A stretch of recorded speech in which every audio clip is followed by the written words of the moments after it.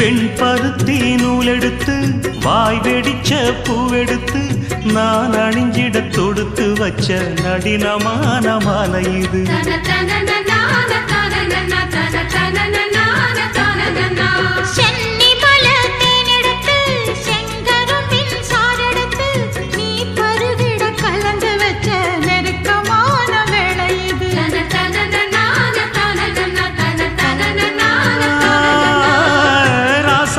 உடம்பிருக்கும் ரவிக்க துணி நானாக அன்னாடம் சூடி கொள்ள ஆசை வச்சாகாதா.